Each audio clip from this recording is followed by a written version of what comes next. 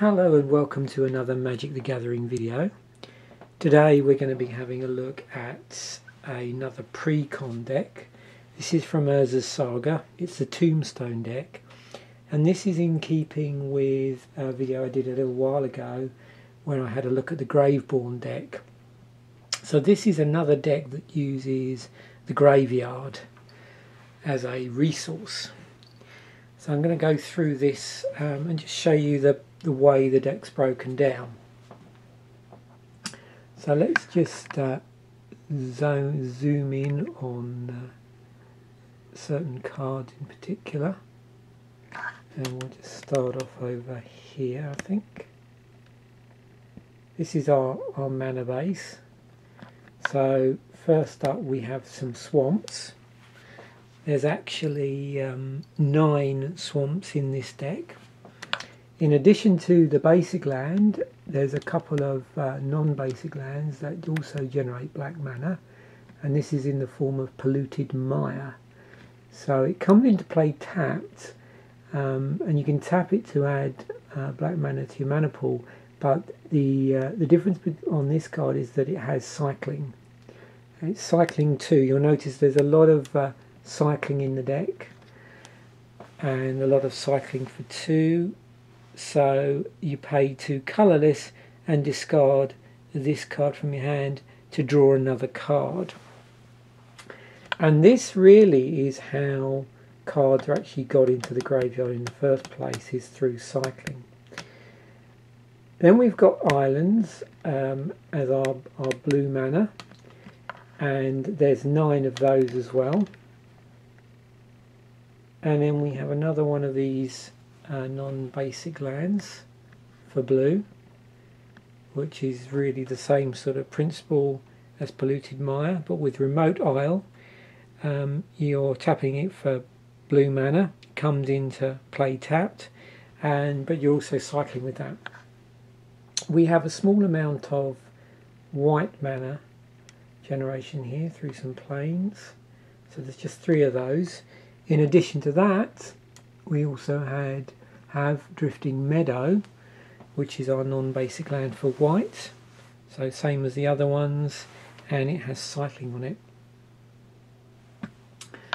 The deck also comes, just so you can see down here, with a little booklet which explains the deck itself. The booklets actually have all of the decks in the set, all the precons in the set, and that also has the basic deck, plus it also includes a deck that you can build a more advanced deck by obviously purchasing other cards. It doesn't have any of the sort of special foils in this like later decks have, where you get like an additional foil land, for instance. So now we move on to we've got a few white cards in this deck. One of which is this one here, which is Disenchant, and for 1 and a white you can destroy a target artifact or enchantment. So we've got artifact and enchantment destruction. And down here the other card in white we have, or 2 of, for this particular one, is an instant called Humble, and that's 1 and a white as well, and the target creature loses all abilities and is a 0/1 creature until end of turn. Notice the disenchant, there were 3 copies of that. And moving on to blue, we have a number of creatures in blue.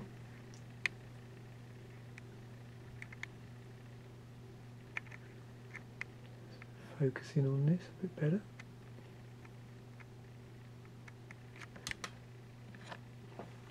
So there we've got a merfolk here. This is Sandbar Merfolk.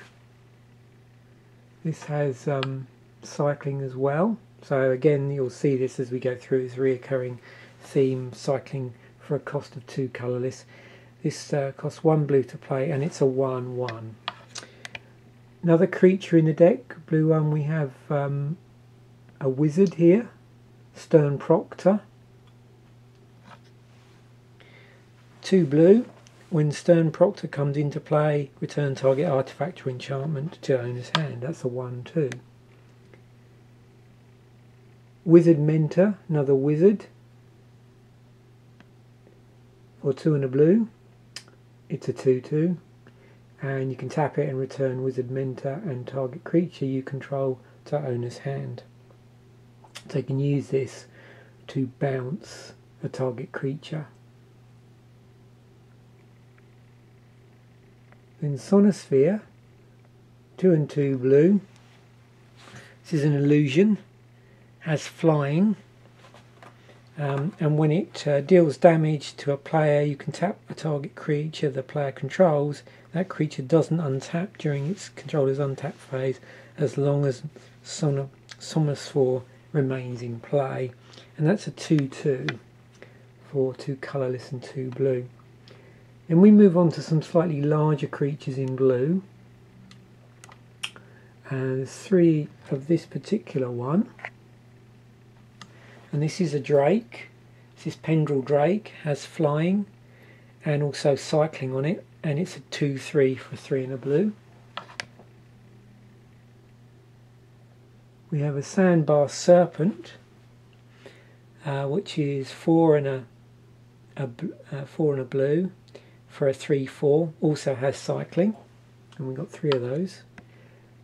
And now we're moving on to an enchantment here for 4 and 2 blue, and this allows us to control an enchanted. So you can use this to control a permanent. So basically not just a creature, but any permanent. We've got some more blue up here. There's an interrupt spell in the form of Power Sink, and this is really useful. It's a counter spell, but you only you counter a target spell unless its caster pays an additional X, which is part of the casting cost. So you see there's an X and a blue there. If that person chooses not to counter target spell, also you get to tap all mana producing lands that player controls and remove all mana from his or her mana pool.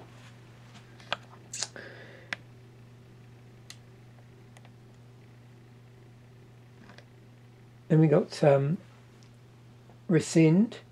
So this is colourless and 2 blue, return a target permanent to owner's hand, also has cycling. Then moving on to Catalogue, we've got 2 of those, 2 and a blue, and this is our card draw. So we can draw 2 cards, then we choose and discard a card. So not only are we getting sort of card draw here, but we're also using it to put stuff into our graveyard, which is also what the cycling is doing on the other cards. And then we have Turnabout, which we can choose for 2 and 2 blue to tap or untap all artifacts, creatures or land target player controls. Now we move on to the black. So up at the top here we have our black creatures. First up is Phyrexian Ghoul. So that's 2 colourless and a black. It's a 2/2 and it has an extra ability, sacrifice a creature, and Phyrexian Ghoul gets +2/+2 until end of turn. There's also an Abyssal Horror in the deck, which is 4 and 2 black, fairly high cost for a 2/2. It does have flying, and when Abyssal Horror comes into play, target player chooses and discards 2 cards. So you've got discard there. And now we're just moving on to non-creature spells.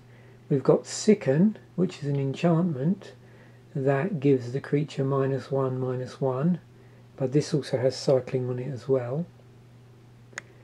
And we have Despondency, which is another enchantment for 1 and a black, and this gives an enchanted creature -2/-0.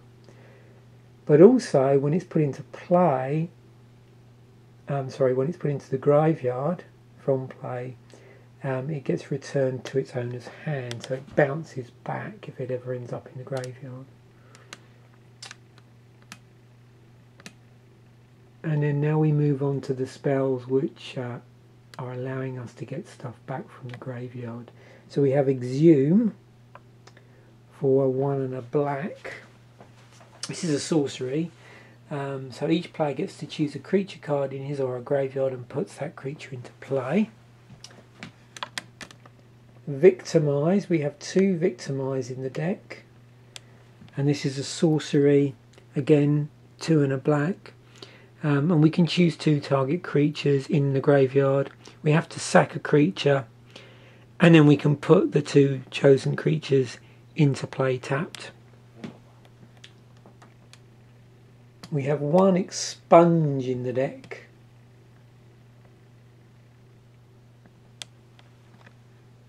And that's 2 and a black.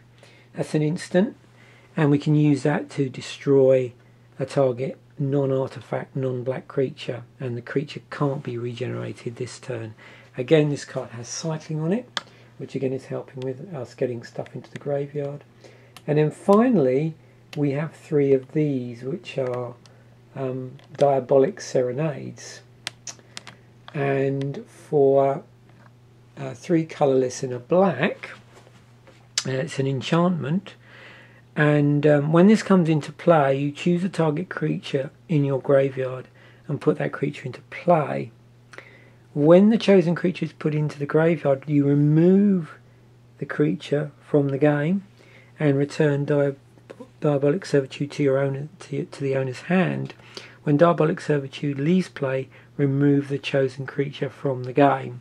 So there's a number of important things in the box there to cater for lots of different situations. So what it's basically saying is you're using it to pull a target creature from your graveyard. If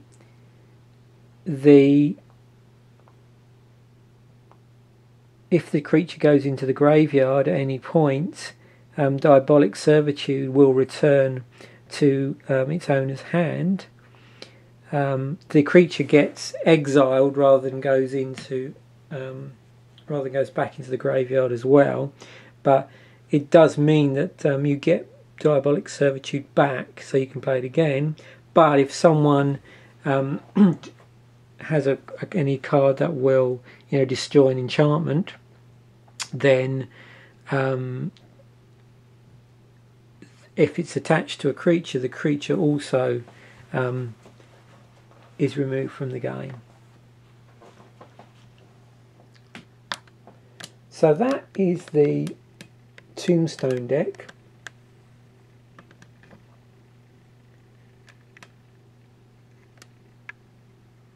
Just bring that out.